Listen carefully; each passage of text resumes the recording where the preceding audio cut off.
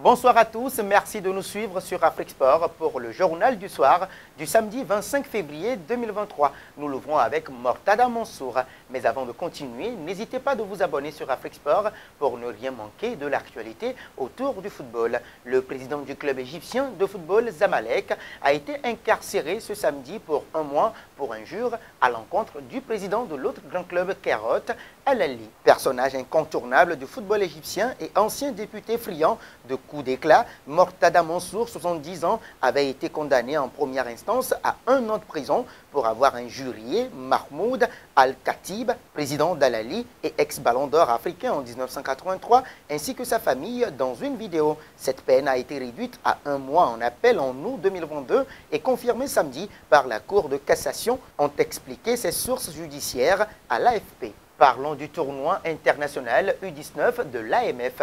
Le club sénégalais de Génération Foot a remporté le titre de la 5e édition du tournoi international U19 devant le FUS de Rabat. Les jeunes sénégalais se sont imposés en finale face au FUS de Rabat par 1-0. En match pour la 3e place, le club français de Racing Club de Strasbourg a battu l'académie Mohamed VI de football par 3-2. Ce tournoi a connu la participation de plusieurs académies de football. Filons en Algérie. L'imbroglio des qualifications pour la Coupe d'Afrique des Nations U23 se poursuit. Si la RD Congo est bien éliminée, rien n'est encore certain pour l'équipe nationale d'Algérie. Si le Congo a aligné des joueurs dont l'âge n'était pas valable pour la catégorie U23, cette fraude remonte déjà à 2015. L'Algérie, par l'intermédiaire de la FAF, avait déposé une requête que la Confédération africaine de football a acceptée, sanctionnant le pays d'une disqualification pour les CAN 2019 et 2023. Ainsi, le NU23, dont le parcours avait été très décevant, espérant participer d'emblée à la CAN 2023 qui se disputera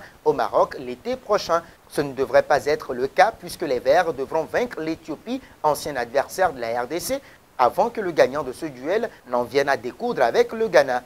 Alors et alors seulement, il sera possible de pousser un ouf de soulagement. Un détour en France, en délicatesse avec sa cuisse gauche depuis son retour de la Coupe du Monde Qatar 2022, Achraf Hakimi, le latéral droit du Paris Saint-Germain, ne prendra pas part au stade Vélodrome au choc contre l'Olympique de Marseille en prévision de la 25e journée de la Ligue 1 française. Déjà absent du précédent match contre Lille 4-3 dimanche dernier, l'international marocain ne figure pas dans le groupe pour le Classico, dévoilé ce samedi par Christophe Galtier, au même titre que Neymar et Renato Sanchez, forfait eux aussi. Vendredi, le Lion de l'Atlas avait pris part au début de l'entraînement ouvert au public au Parc des Princes avant d'écourter la séance en compagnie de Nordi Mukiele et Presnel Kipembe qui seront quant à eux bien disponibles. Même si le jeune milieu Warren Zahir Emery a été testé à ce poste vendredi, c'est bien Mukiele qui devrait tenir le couloir droit dimanche en son absence. Terminons avec le FC Barcelone. Xavi Hernandez, l'entraîneur espagnol du Barça,